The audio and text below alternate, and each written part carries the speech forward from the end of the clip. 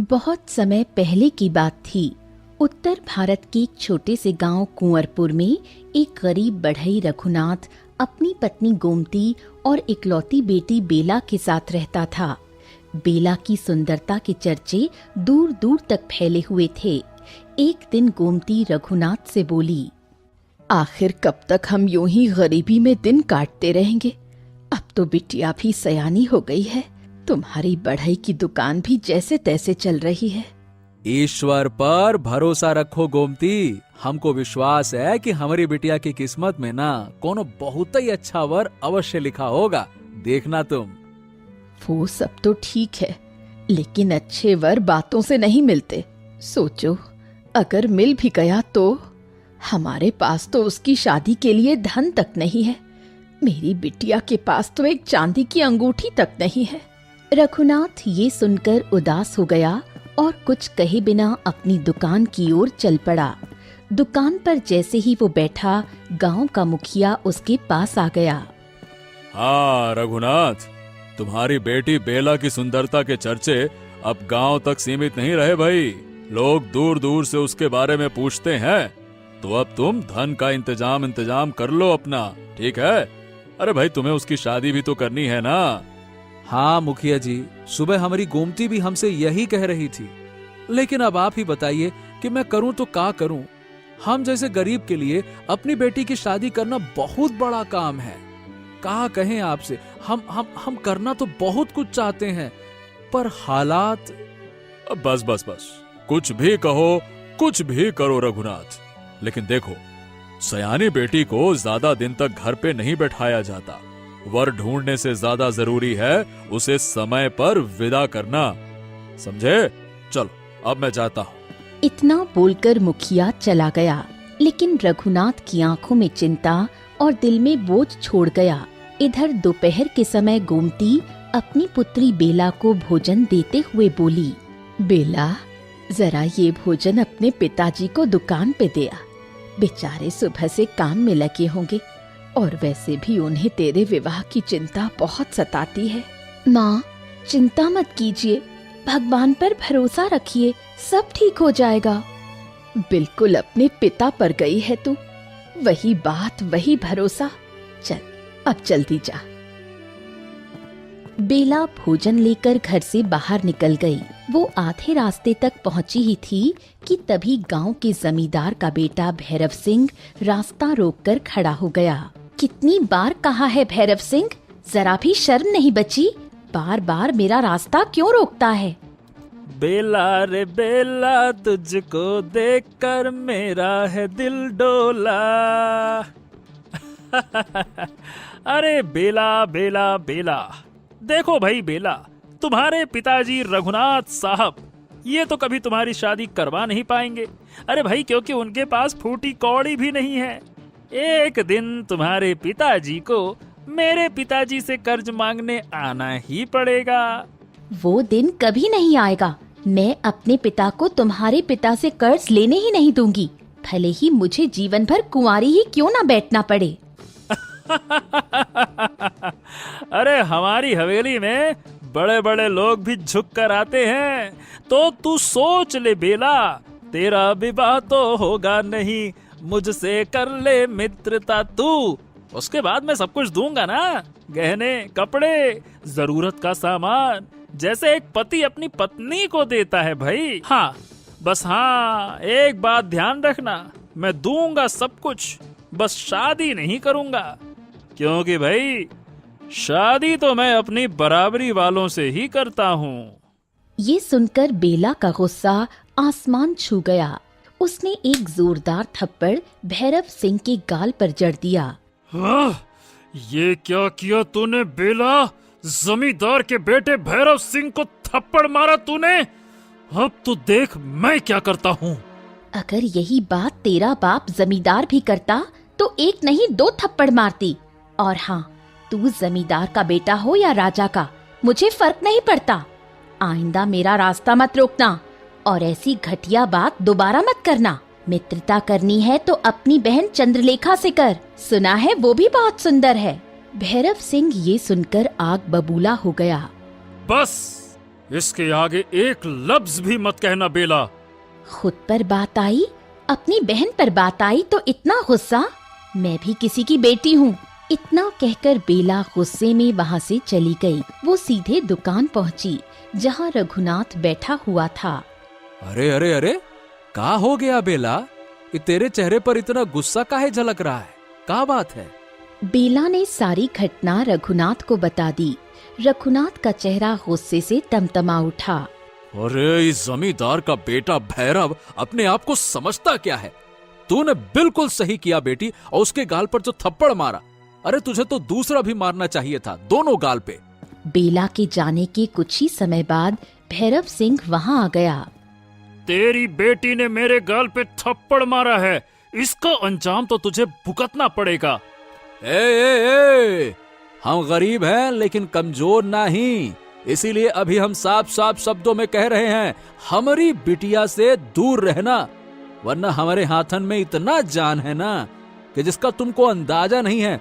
तुमको हम यहीं उठा के पटक देंगे, धर देंगे। ये सुनकर भैरव सिंह डर गया, लेकिन डरते हुए भी वो गुस्से में रघुनाथ से बोला। अच्छा, तो तू धमकी दे रहा है? ठीक है, तो तू भी देखना रघुनाथ, तेरी बेटी की शादी होने ही नहीं दूंगा। तू तू तू तू तू भीख मांगेगा और तेरी बेटी भी भीख मांगेगी। देख लेना तू।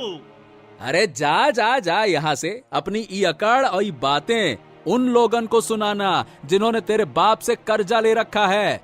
मैं तेरे बाप का कर्जदार नहीं हूँ। रूखी सूखी रोटी खाकर ही अपने परिवार का पेट पाल रहा हूँ, लेकिन तेरे बाप से कर्जा नहीं लिया, समझा?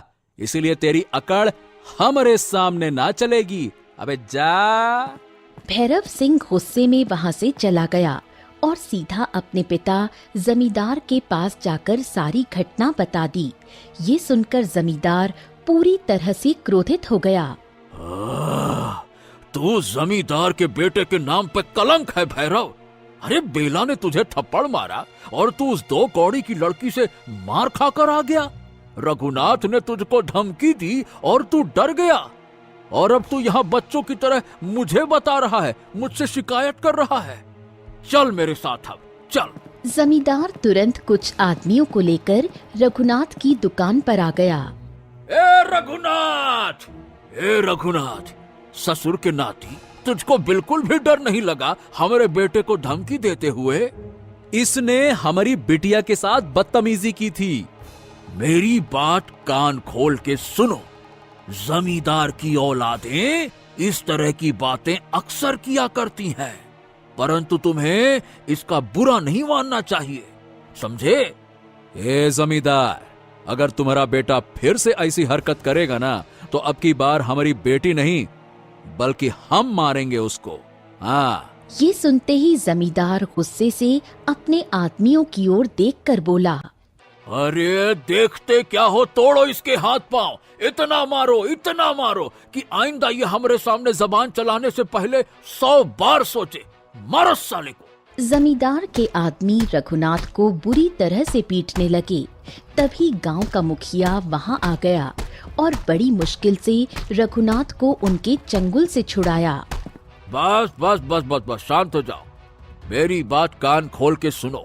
अभी तो सिर्फ इसे पीटा है, आइंदा अगर इसने मेरे बेटे की तरफ आंख उठाकर भी देखा ना, तो तुम जानते हो मुखिया, इसे गायब करने में मुझे कितना समय लगेगा। इतना कहकर जमींदार अपने आदमियों और बेटे को लेकर वहां से चला गया। मुखिया बड़ी मुश्किल से रघुनाथ को सहारा देकर उसके घर ले गया। रघुनाथ की हालत देखकर गोमती और बेला बुरी तरह चौंक गईं। ये सब जमींदार ने किया है गोमती। तुम्हारी बेटी ने जो साहस दिखाया है ना, ये उसी का नतीजा है, उसी का बदला है। ये सब मेरी वजह से हुआ पिताजी। नहीं बेटी, नहीं, इसमें तुम्हारा कोई कसूर नहीं है। अरे बेटा, तुमने तो वही काम किया जो कि हर खुददार लड़की को करना चाहिए। हमको तो अफसोस इस बात का है कि जमींदार के आदमियों ने सबसे ज्यादा वार मेरे हाथ पर किया। अब हम काम कैसे करूंगा? चिंता मत करो पिताजी, जब तक आप ठीक नहीं हो जाते काम मैं करूंगी। लेकिन जमींदार के सामने न आपको हाथ फैलाने दूंगी और न खुद फैलाऊंगी। मुखिया मुस्कुराते हुए वहां से चला गया। बेला स्वाभिमानी और मेहनती लड़की थी। वो दिन रात अपने पिता रघुनाथ की सेवा में लग गई और हर दिन ईश्वर से यही प्रार्थना करती रहती कि किसी तरह उनकी गरीबी दूर हो जाए। बेटी, अब तो घर में लकड़ियां भी खत्म हो गई हैं। पहले तेरे पिताजी जंगल से लकड़ियां काट लाते थे, लेकिन अब तो वो चल फिर भी नहीं सकते। कोई बात नहीं माँ, अब जंगल में लकड़ियां काटने मैं जाऊंगी। बेला ने कुल्हाड़ी उठाई और अकेले ही जंगल की ओर चल पड़ी। जैसे ही उसने एक पेड़ पर कुल्हाड़ी चलाई, उसके कानों में उसे किसी बूढ़ी औरत की दर्द भरी कराहट सुनाई दी। कौन है? कहाँ से आवाज आई? बेला ने चारों ओर देखा तो पाया कि एक बूढ़ी औरत एक पुराने पेड़ के नीचे करहा रही थी। उसका चेहरा और शरीर नीला पड़ चुका था। हे भगवान, अम्मा, आप ठीक हैं? आपका चेहरा तो पूरा नीला पड़ गया है। ये कैसे हुआ? बेटी, मुझे एक सांप ने डस लिया है। बहुत जहरीला था। लगता है अब नहीं बचूंगी। नहीं अम्मा, ऐसे मत कहिए, मैं कुछ करूंगी। मैं जहर चूस लेती हूँ, आपको बचाना होगा। पगली, मत करिए, बहुत जहर है, तेरे भी शरीर में फैल जाएगा, तुझसे नहीं होगा ये। वो जान ही क्या जो किसी के काम ना आ सके अम्मा, भगवान का नाम लीजिए। बेला ने हिम्मत दिखाई और अपने मुंह से उस बूढ़ी औरत के घाव से जहर चूसने लगी। कुछ ही समय में बूढ़ी औरत की हालत सुधरने लगी, पर बेला का शरीर नीला पड़ने लगा। बेला जैसे ही बेहोश होने लगी, अचानक बूढ़ी औरत की आंखों से रंग बिरंगी किरणें निकलने लगीं और वो एक सुंदर दिव्य स्त्री में बदल गई। आप कौन है? ये क्या हो रहा है? मैं जंगल की देवी हूँ। वर्षों बाद किसी लड़की को लकड़ियां काटते देखा तो सोचा परीक्षा ली जाए, लेकिन तुमने जो किया वो कोई साधारण लड़की नहीं कर सकती। मैं तो एक गरीब लकड़हारे की बेटी हूँ देवी माँ। नाम है बेला, पिताजी रघुनाथ हैं और माँ गोमती। हम बहुत कठिन समय से गुजर रहे हैं। सुनो बेला, तुम्हारे गांव के पास जो पुराना सूखा कुआं है, वहां तुम 7 रातें बिना किसी सवाल के दीपक जलाकर बैठना। अगर तुमने धैर्य रखा तो तुम्हारी किस्मत बदल जाएगी। बेला ने वैसा ही किया। हर रात वो चुपचाप उस पुराने कुएं के पास दीपक जलाकर बैठती रही। 7वीं रात एक तेज रोशनी के साथ कुएं के अंदर एक रहस्यमयी द्वार खुल गया। वो द्वार एक चमकते हुए जंगल की ओर जाता था, सोने और चांदी का जंगल। वहां के पेड़, पत्ते, पक्षी, नदियां, सब कुछ या तो सोने के थे या चांदी के। हे भगवान, ये कैसा अद्भुत जंगल है। ये पेड़, ये पत्ते, ये तो सोने के हैं। पर तभी एक चेतावनी की गूंज उस जंगल में फैल गई। यहाँ कुछ भी छूने की इजाजत नहीं है, वरना सब कुछ राख हो जाएगा। मैं कुछ नहीं छूऊंगी, मैं बस देख रही हूँ। बेला डर और विस्मय के बीच खड़ी रही। उस जंगल की दिव्यता और रहस्य ने उसकी सांसें थाम दी थीं। अब उसकी परीक्षा शुरू हो चुकी थी। बेला ने संयम रखा। उसने जंगल में ना तो किसी पेड़ को छुआ, ना ही किसी वस्तु को, बस चुपचाप चारों ओर देखती रही। तभी उसे वहां एक और सुंदर स्त्री दिखाई दी, जो रानियों जैसे वस्त्रों में सजी हुई थी। तुम कौन हो? क्या तुम भी यहाँ की कोई देवी हो? मैं सोने और चांदी के जंगल की रानी हूँ। मेरा नाम गुलबहार है। गुलबहार की आंखों में गहराई थी और आवाज में अपनापन था। बताओ लड़की, तुम यहाँ क्यों आई हो? क्या पाने आई हो इस जंगल में? मैं अपने माँ बाप को इस हालात से निकालना चाहती हूँ। वो बहुत कष्ट में है। मेरी माँ दिन रात रोती है और पिताजी अब चल भी नहीं सकते। बेला की आंखों में आंसू थे, पर आवाज में दृढ़ता थी। तुम्हारा मन निर्मल है और नियत सच्ची, इसलिए मैं तुम्हें एक वरदान देती हूँ। गुलबहार ने एक सुंदर चमचमाती कंघी निकाली और बेला को सौंप दी। ये एक जादुई कंघी है। कोई भी लड़की जब इसे अपने बालों पर चलाएगी तो उसके सामने एक मुट्ठी सोना गिरेगा। लेकिन ध्यान रखना, इसका प्रयोग केवल सत्य और सेवा के लिए करना। यदि किसी ने इसका दुरुपयोग किया तो ये कंघी शापित हो जाएगी। मैं आपकी आज्ञा का पालन करूंगी रानी माँ।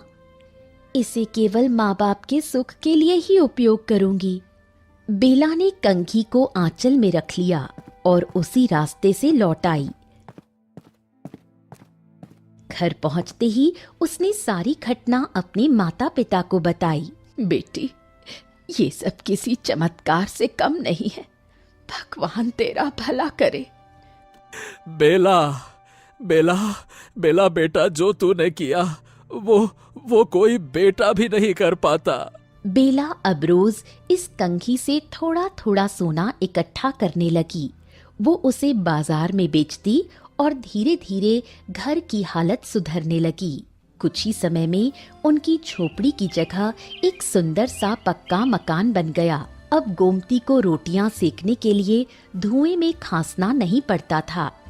रघुनाथ ने अपनी छोटी सी दुकान को बड़ा कर लिया। अब देखो गोमती, दुकान में कितना सामान है। अब गांव के लोग भी इज्जत से देखते हैं। सब हमारी इस बेटी की मेहनत और ईमानदारी का फल है।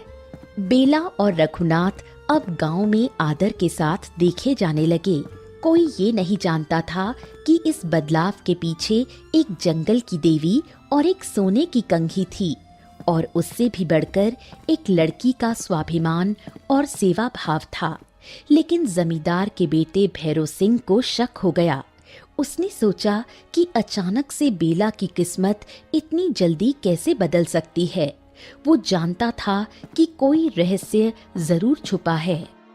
ए जगन, मेरी बात ध्यान से सुन। मुझे शक है कि उस बेला के पीछे कोई न कोई बड़ी बात तो है। एक काम कर, आज रात उस पे नजर रख। जो भी हो, मुझे सब कुछ पता लगना चाहिए, ठीक है? जी मालिक, मैं पूरी चौकसी रखूंगा। आप चिंता मत करो, बराबर खबर दूंगा। रात को जगन छिप छिप कर बेला पर नजर रखने लगा। उसने देखा कि बेला अपने बालों पर कोई कंघी चला रही है और सोना उसके बालों से गिर रहा था। ओ, यही तो रहस्य है। मैं इस कंघी को ही चुरा लूंगा और भैरव सिंह को दे दूंगा। हाँ। जगन चुपके से बेला की कंघी चुरा ले गया और भैरव सिंह के पास पहुंचा। हाँ? अरे वाह जगन, तुमने बहुत बढ़िया काम किया। वाह वाह वाह, शाबाश। हाँ, अब मैं देखता हूँ कि इस कंघी से मैं क्या कर सकता हूँ। अगले दिन भैरव सिंह अपनी प्रेमिका विमला के पास गया, जो गांव की सबसे चालाक और लालची लड़की थी। ए विमला, मेरी विमला, देखो ये मैं तेरे लिए कंघी लेकर आया हूँ। इसे अपने बालों पर चलाओ, फिर देखो सोना बरसेगा सोना। ये लो। तो फिर देर कैसी, दिखाओ तो सही। विमला ने पहली बार कंघी चलाई और सच में उसके बालों से सोना गिरने लगा। लेकिन लालच में वो बार बार कंघी चलाने लगी। और कितना सोना गिर सकता है? तभी अचानक कंघी से काला धुआं निकला और विमला की हवेली में आग लग गई। आग, आग, बचाओ मुझे! भैरव सिंह ने दौड़कर उसे बचाने की कोशिश की, लेकिन वो झुलस गई और पागल हो गई। अरे विमला, विमला, विमला, विमला, संभल जाओ। मैं तुम्हें हवेली तक लेकर चलता हूँ। चलो चलो चलो चलो। भैरव सिंह कंघी लेकर हवेली की ओर भागा, लेकिन अंदर पहुंचते ही बीमार पड़ गया और बिस्तर से उठ नहीं पाया। आह, मैं ठीक नहीं हूँ। जमींदार ने जब भैरव सिंह से पूछा तो उसने सारी हकीकत बता दी। अरे ये क्या बला है, कैसे तूने अपने बेटे को इस हाल में ला दिया? जमींदार कंघी लेकर सीधे बेला के घर की ओर चल पड़ा। इत्तेफाक से बेला और उसके पिता गांव के बाजार में थे। तुम्हारी वजह से मेरी होने वाली बहू जल गई और पागल हो गई। मेरा बेटा बीमार पड़ा है। तुमने जरूर किसी काली विद्या का सहारा लिया है या राक्षसों को प्रसन्न किया है। क्यों, सही कहा ना मैंने? इतना बोलकर जमींदार गांव वालों से बोला, गांव वालों, अभी भी वक्त है। इस डेल्ला और इसके परिवार को गांव से बाहर निकाल दो, नहीं तो इसका काला जादू हम सबको बर्बाद कर देगा। तभी रंग बिरंगी रोशनी के साथ वही सुंदर स्त्री जंगल की देवी वहाँ प्रकट हो गई। ये कंघी केवल उन्हीं के बालों से सोना निकालती है जिनका मन लालच से दूर है। जो इसे लालच में प्रयोग करते हैं वो इसकी भयंकर सजा भुगतते हैं। जमींदार, पूरा सच ये है कि तुम्हारे बेटे ने ईर्ष्या में अपने नौकर को बेला की कंघी चोरी करवाने को कहा। फिर भैरव सिंह ने उसे अपनी प्रेमिका को दे दिया, जिसने लालच में इसका दुरुपयोग किया। वो कंघी शापित नहीं बल्कि सेवा और सत्य की प्रतीक है। इसे केवल नेकदिल लोग ही सही ढंग से इस्तेमाल कर सकते हैं। क्या बात कर रहे हैं? क्या ये सच है क्या? हमें इस परिवार को गांव से बाहर निकालना चाहिए कि नहीं? क्या कहते हो? अगर तुम शांति चाहते हो तो जमींदार और उसका परिवार गांव से बाहर चले जाएं, वरना इस काले जादू से सब बर्बाद हो जाएगा। गांव वालों ने फैसला किया कि वो जमींदार के परिवार को गांव से बाहर निकाल देंगे। जंगल की देवी बेला को कंघी वापस देकर बोली, बेला, ये कंघी तुम्हारे पास रहेगी। इसे सदैव भलाई के लिए इस्तेमाल करना। तुम्हारे साहस और सेवा भाव ने इस गांव में नई क्रांति ला दी है। मैं वादा करती हूँ देवी माँ, इस कंघी का प्रयोग कभी भी लालच या स्वार्थ के लिए नहीं करूंगी। बेला की मेहनत और ईमानदारी से गांव में खुशहाली लौट आई। जमींदार और उसका परिवार गांव से बाहर चले गए। गांव वालों ने नई उमंग से अपने खेतों और अपने घरों को संवारा। गांव में शांति और सौहार्द फिर से छा गया और इस तरह एक लड़की की सच्चाई, सेवा और साहस ने पूरे गांव की तकदीर बदल दी। तो दोस्तों, कहानी कैसी लगी कमेंट बॉक्स में जरूर बताइए। चैनल को जरूर सब्सक्राइब कीजिए।